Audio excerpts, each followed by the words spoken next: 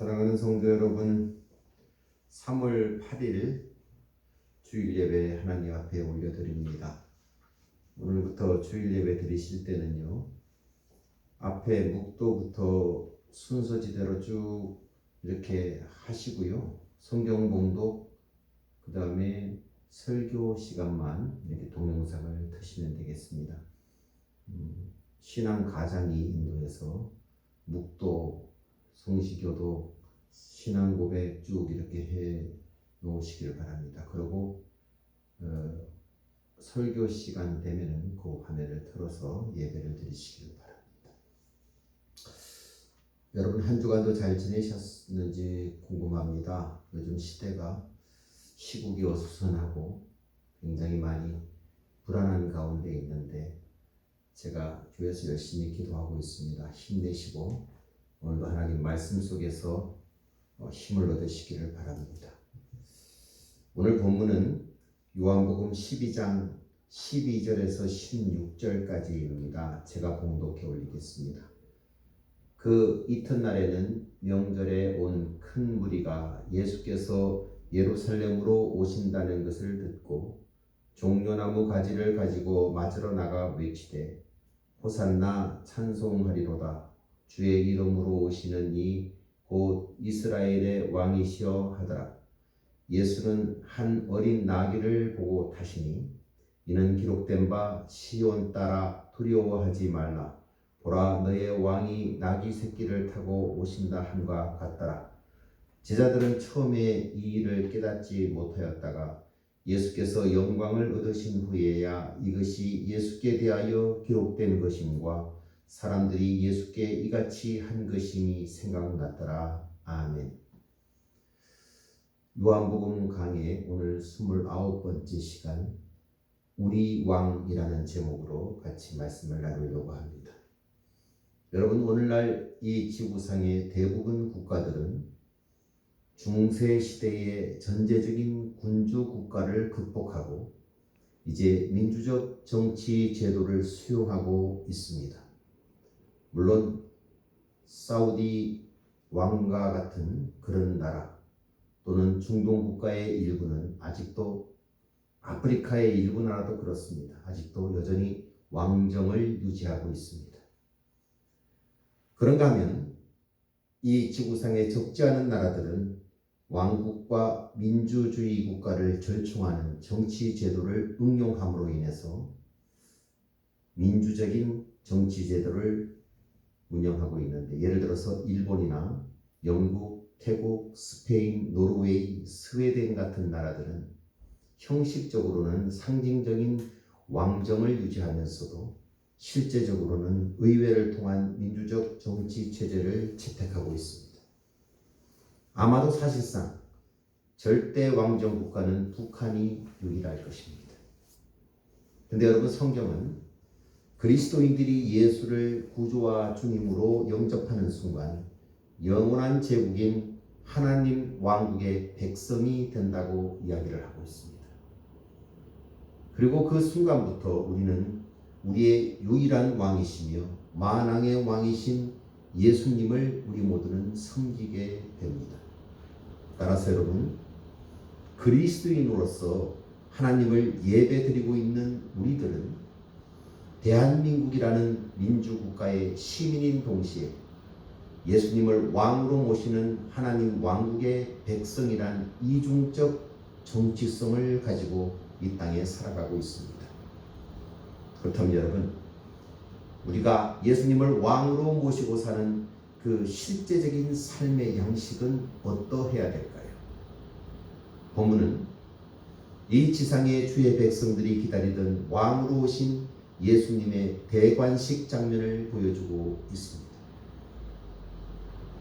동시에 이 대관식에서 우리는 우리가 모시는 왕, 바로 예수님, 우리 왕이 어떤 왕인가라는 것을 말씀 속에서 발견하게 됩니다.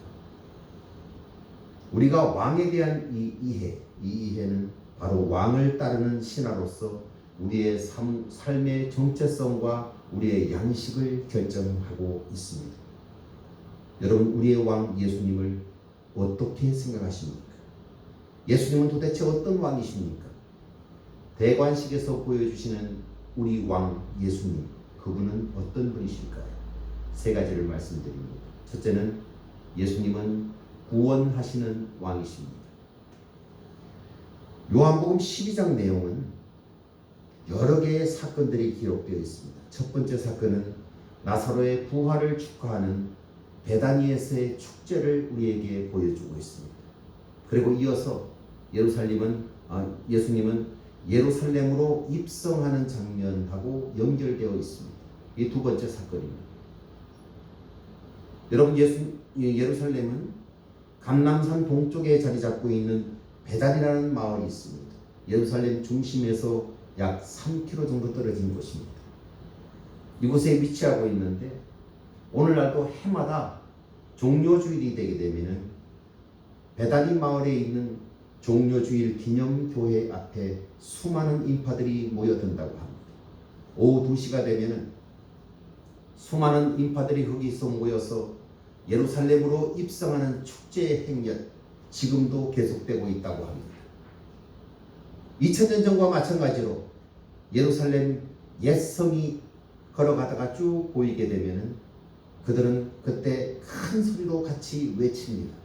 무엇을 외치냐고요? 호산나라고 이야기합니다. 찬양을 부르기를 시작합니다. 그것이 오늘 본문 12장 13절 말씀입니다.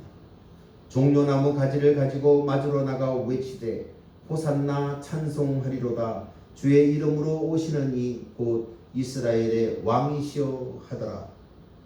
호산나가 무슨 뜻입니까? 여러분, 히브리 사람들은 호시안나 이렇게 부르는데 구원하다 이 뜻입니다.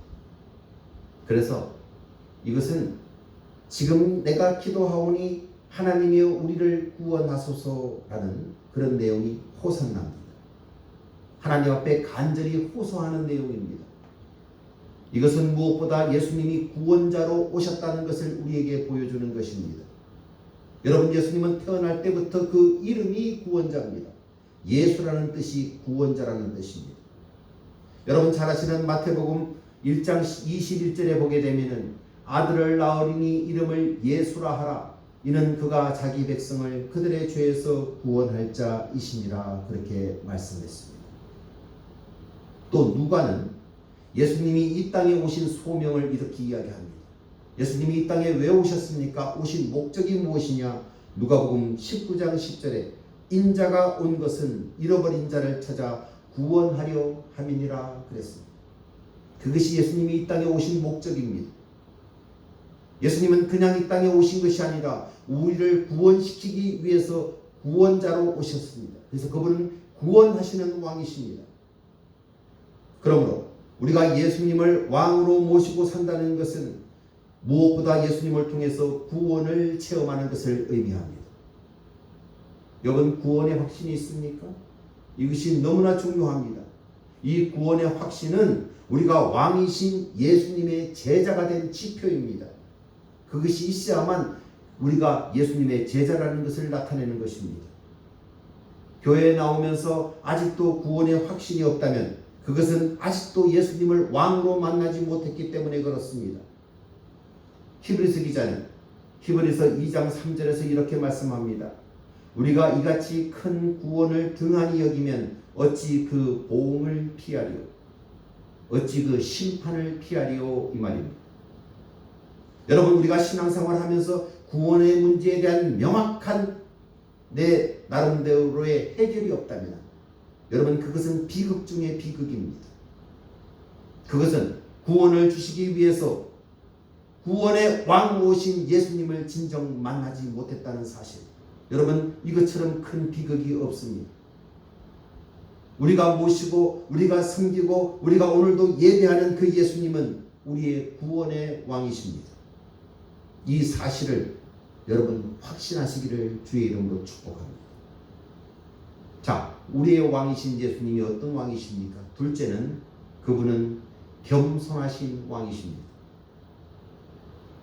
여러분, 예수님께서 예루살렘에 입성하시는 그 우리 왕의 모습에서 주목해야 될 하나의 사실이 있습니다. 그것이 14절에 기록되어 있습니다. 예수는 한 어린 나귀를 보고 타시니 왕으로 오신 분이 왜 하필이면 어린 나귀 중에서도 새끼를 타셨습니까? 그리고 여러분 본문 15절에 보게 되면은 한 말씀을 하는데 그것은 스가랴서에 대한 인용입니다. 스가랴가 예언했던 700년 전에 예언했던 그 예언의 성취입니다. 15절 다시 보십시오. 이는 기록된 바 시온에 따라 두려워하지 말라. 보라 너의 왕이 나귀 새끼를 타고 오신다 함과 같더라. 스가랴서 9장 9절 말씀을 인용한 것입니다. 이 스가랴서 9장 9절이 무슨 말씀이냐 하면은 시온에 따라 크게 기뻐할지어다. 예루살렘에 따라 즐거이 부를지어다. 보라 내 왕이 내게 임하시나니 그는 공의로우시며 구원을 베푸시며 겸손하여서 나귀를 타시나니 나귀의 작은 것 곧 나귀 새끼니라. 700년 전에 예언했던 그 말씀이 그대로 이루어지는 것입니다. 나귀 새끼를 타셨다는 것은 주께서 겸손하다는 말입니다. 여러분, 예수님은 겸손의 왕이라는 것을 스가랴서는 700년 전에 이미 예언을 했습니다. 여러분, 예수님이 우리 왕이라고 했는데 이 왕은 세상의 왕과는 차별됩니다. 세상의 왕들은 교만의 권위가 있습니다. 누구든지 왕이 되면 교만합니다. 그러나 예수님은 왕으로 오신 예수님은 우리를 이렇게 초대하십니다.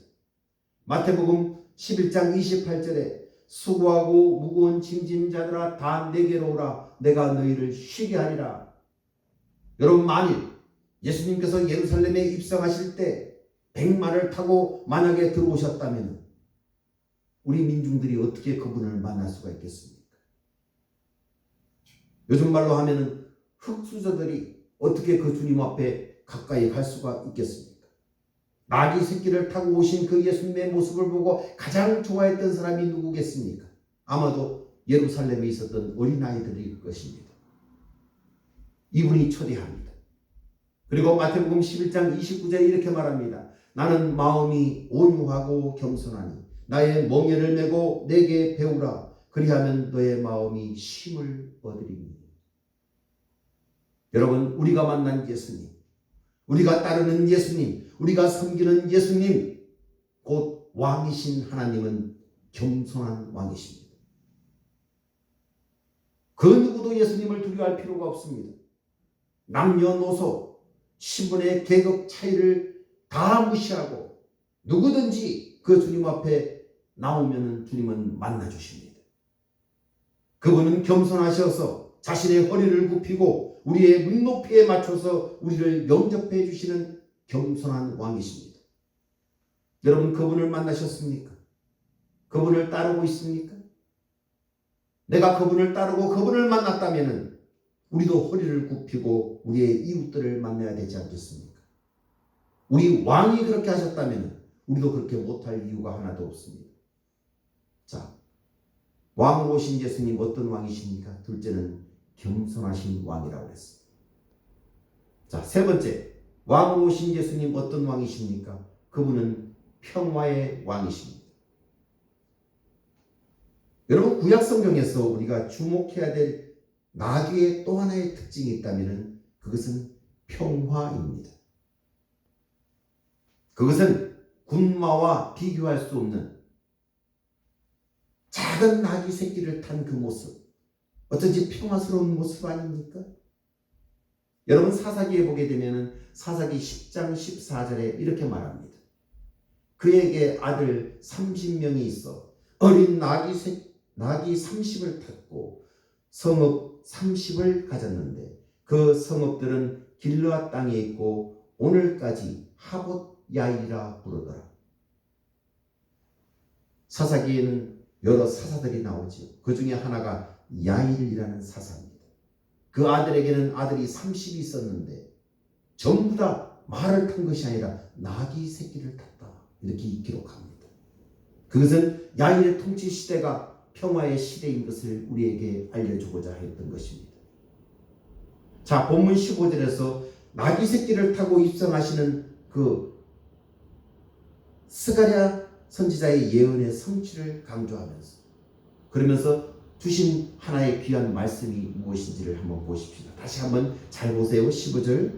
이는 기록된 바 시온에 따라 두려워하지 말라. 보라 너의 왕이 나귀 새끼를 타고 오신다 함과 같더라. 자, 이 말씀하고 스가랴서 9장 9절에 있는 말씀을 비교해 봤을 때 스가랴 9장 9절에 있는 말씀이 빠진 것이 있고 없는 말씀이 들어간 것이 있습니다. 요한복음 12장 15절에서 사도 요한은 이 요한복음을 기록하면서 기뻐하고 즐거워하라 이 말을 뺐습니다. 그리고 들어가는 것이 뭐냐? 두려워하지 말라 그 말이 들어갔습니다. 이것은 일종의 요한의 인용이며 요한의 해석입니다. 무슨 말입니까?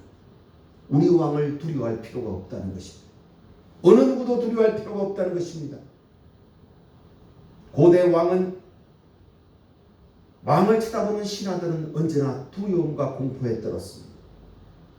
그러나 메시아로 오신 예수님은 두려움이 아닌 평화의 왕으로 오신 분입니다. 그것을 강조하고 싶었습니다.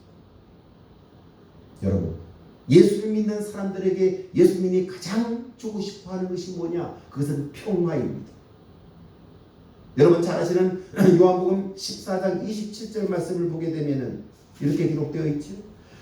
평안을 너희에게 끼치노니 곧 나의 평안을 너희에게 주노라. 내가 너희에게 주는 것은 세상에 주는 것 같지 아니하니라. 너희는 마음에 근심하지도 말고 두려워하지도 말라. 그러므로 여러분, 내가 정말 예수님을 나의 왕으로 모시고 살아간다면, 그리고 내가 정상적으로 나의 주인이신 예수님을 따라가면서 살아가고 있다면 이 평화가 내게 있어야 됩니다. 또 이 말씀을 한번 상기해 보십시오. 요한복음 16장 33절에 이렇게 기록하고 있습니다. 이것을 너희에게 이르는 것은 너희로 내 안에서 평안을 누리게 하려 함이라.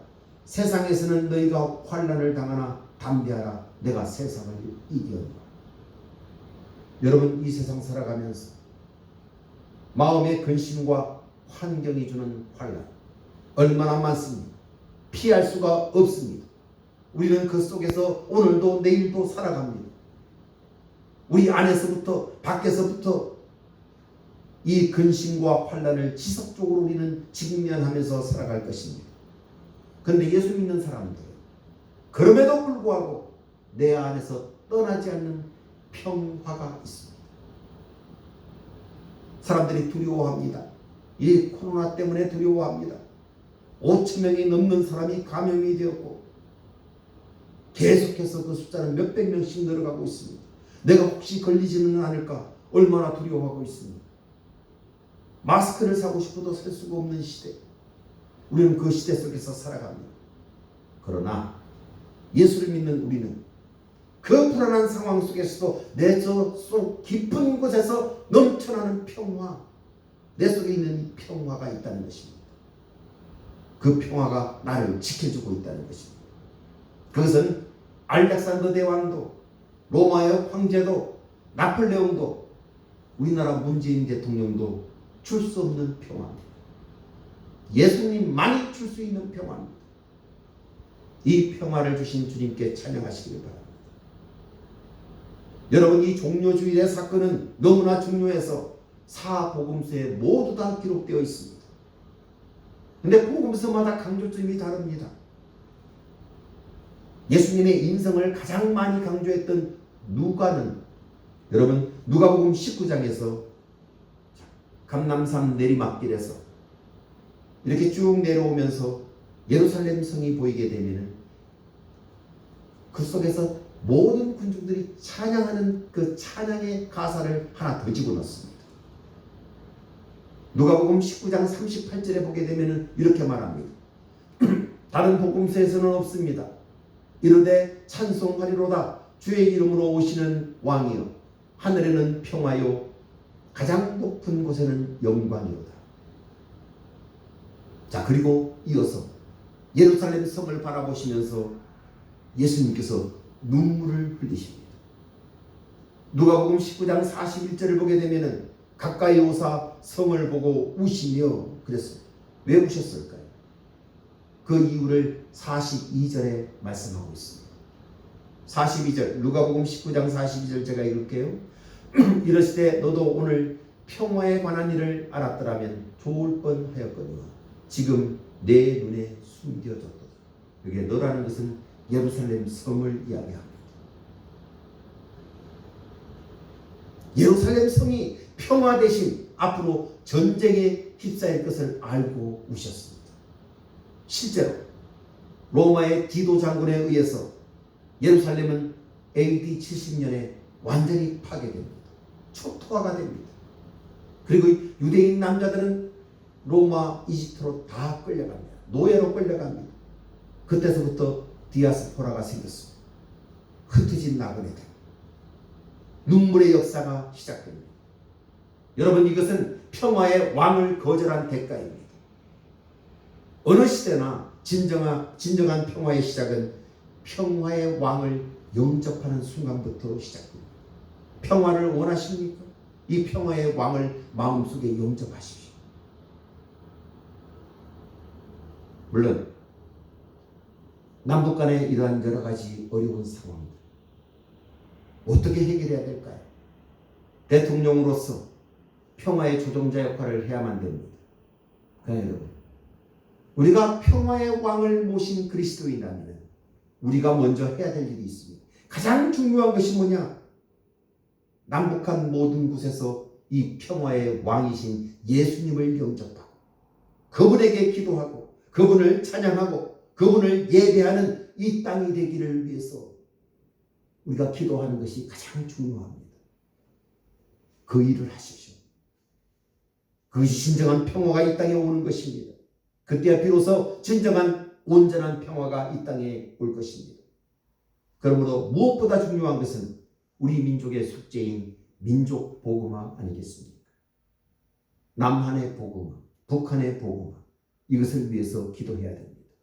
북한은 자기 나라를 돕는 선교사들, 어려운 문제를 해결해주고 곡식을 갖다주고 하는 그 선교사들을 전부 다 보이는 족족 잡습니다. 죄가 뭐냐? 똑같습니다. 국가 전복 음모죄, 그리고 감금시킵니다. 어처구니없는 일이죠. 그러나 여러분, 그 사건을 저는 보면서 한편으로는 이런 생각을 하게 됩니다. 북한 당국자들도 압니다. 이 복음의 능력을 압니다. 그 땅에 복음이 전해지게 되면 자기의 체제가 무너진다는 것을 압니다. 중국도 그렇습니다. 우한 코로나가 생기기 전에 중국 땅에서 우한에서 엄청난 기독교의 박해가 있었습니다. 그들은 기독교가 서지를 못하게 합니다. 복음이 그 땅에 전해지게 되면 자기들의 체제는 무너지기 때문에 그것의 능력을 알기 때문에 그들은 그것을 못하게 막습니다. 유엔이 적십자가 가져오지 못하는 진정한 평화, 그 평화를 여러분 갈망하십니까? 평화의 왕을 영접해야 됩니다. 진정한 평화의 왕이 우리 주님이십니다. 그러므로 여러분, 이 왕의 복음이 전파되도록 우리는 더욱더 기도해야 됩니다. 더 선교하고 더 헌신해야 됩니다. 왜냐하면 그 왕이신 예수님만이 우리 민족의 희망이기 때문에 그렇습니다. 여러분, 예수님은 우리 가정, 우리 사업장, 우리 교회, 우리 개인의 평화십니다. 그것을 믿으십시오. 아직까지 이 평화의 주님, 구원의 주님을 영접하지 못하신 분들 혹시 계십니까? 가장 시급한 것이, 코로나를 예방하는 것보다 훨씬 더 시급한 것이 그 주님을 만나는 것입니다. 그때 우리 마음속에는 세상이 주지 못하는 평화, 기쁨, 자유가 넘쳐날 것을 저는 믿습니다. 힘드시죠? 생활하기. 사업하시는 분들 더 힘듭니다. 교회들은 말할 것도 없습니다. 그러나 여러분, 아무리 힘이 든다 할지라도 이미 하나님께서 받은, 선물로 받은 이 내 마음속에 있는 이 놀라운 평화, 이 깊은 곳에 있는 이 평화, 이 평화를 맛보시길 바랍니다. 그리고 믿음으로 이겨내시길 바랍니다. 한 주간도 말씀 붙들고 승리하십시오. 그리고 그 주님을 찬양하시는 여러분 되시기를 주의 이름으로 축복합니다. 기도하겠습니다. 우리의 왕이신 예수님, 왕으로 오신 주님을 우리 교회, 우리 성도들이 그 왕이신 예수님을 만나 그분의 통치 속에 살게 되기를 간절히 소원합니다. 예수님은 우리를 구원하시는 왕이시오, 겸손하신 왕이시오, 평화의 왕이신 것을 굳게 믿을 수 있도록 도와주시고, 그로 인해서 이 바이러스 사태로 불안해하는 우리 국민들, 우리 성도들 마음속에 평화의 왕께서 주시는 주의 놀라운 선물인 평화가 넘쳐날 수 있도록 축복해 주시옵소서. 예수님의 이름으로 기도드리옵나이다. 아멘. 자, 이 시간 여러분 헌금 시간인데, 헌금은 여러분 온라인으로 이렇게 해주시면은 교회에서 정리하겠습니다. 자, 헌금 기도를 제가 올리겠습니다. 사랑이 많으시고 우리의 치료자 되시는 하나님 아버지, 우리나라가, 전 세계가 이 악한 바이러스 때문에 고통 속에 있습니다. 우리 교회도 어쩔 수 없이 이렇게 영상으로 예배를 드리고 있습니다. 주여, 저희들을 불쌍히 여기시고 속히 이 나라를 이 바이러스로부터 회복시켜 주시기를 원합니다. 성도들의 건강을 지켜주시고 이 어려운 시기 믿음으로 잘 극복할 수 있도록 하나님 도와주옵소서. 주여, 이 시간 우리가 멀리 떨어져 있지만 모두가 주님을 사랑하기에, 교회를 사랑하기에 하나님 앞에 예물을 드립니다. 성도들의 마음과 정성을 받아주시고 성도들의 가정을, 성도들의 자녀를, 성도들의 사업장을 세균으로부터, 악한 영들로부터 완벽하게 지켜주시고 보호해 주시옵소서. 코로나 사태로 직장과 사업장, 우리의 삶의 터전이 너무나 어렵습니다.